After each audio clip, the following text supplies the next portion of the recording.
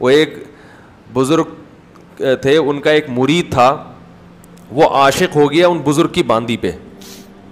باندی بزرگ کی ہے, عاشق کون ہو رہا ہے؟ بزرگ کا مرید. ایسا عاشق ہو گیا کہ ہر وقت اس کے خیالات.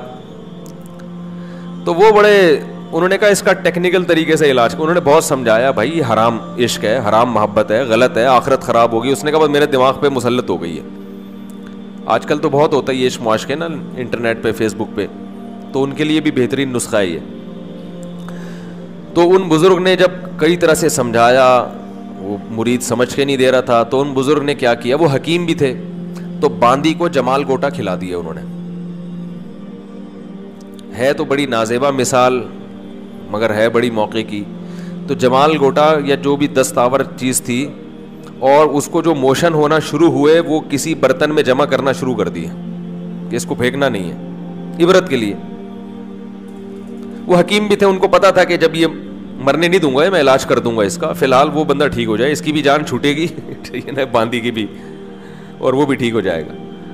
تو وہ برتے برتے جو ہے نا پورا جو بھی تھا حساب, اور اس باندی کی حالت ایسی ہو گئی, ہڈیاں نظر آنے لگیں, اس کے چہرے کی رونق ختم. وہ تو آپ دیکھو کچھ دن جب موشن ہوتے ہیں تو مریض کو دیکھنے کا بھی دل, وہ ثواب کے لیے تو لوگ دیکھ رہے ہوتے ہیں اس کو, مگر وہ اس کا سارا حسن ختم.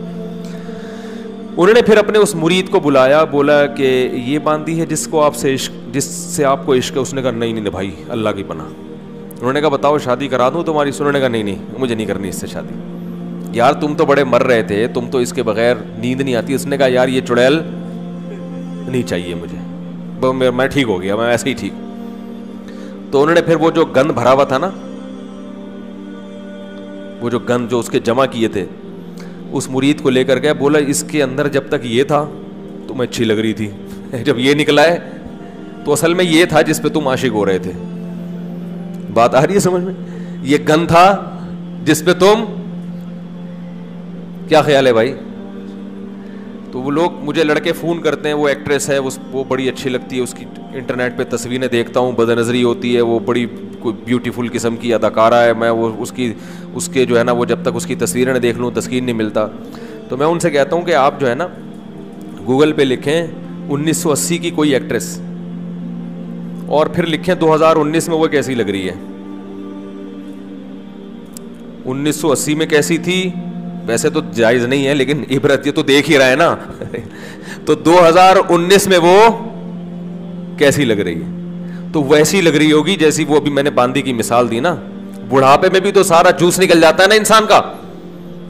تو اس نے مجھے کہا یار بہت خطرناک. تو میں نے کہا جس پہ تم آج عاشق ہو وہ بھی چند سالوں کے بعد ایسی ہو جائے گی, بڈھی, دانت بھی مصنوعی, چہرے کی ساری رونق ختم. تو یہ پتلے ہیں, اللہ نے تھوڑے سے ڈسٹیمپر لگا دیے, کوئی تھوڑا سا نیلا پیلا کر دیا تو انسان اس پہ پاگلوں کی طرح عاشق ہو رہا ہے. تو شاعر نے ایسے موقع پہ کہا نا, ارے یہ کیا ظلم کر رہا ہے کہ مرنے والوں پہ مر رہا ہے. جس نے خود مرنا ہے بڈھے ہو کے اس کی ہڈیاں خراب ہو جائیں گی, جس نے خود مرنا ہے تو اس پہ اپنے آپ کو خراب کر رہا ہے, اپنے جسم کو گلا رہا ہے.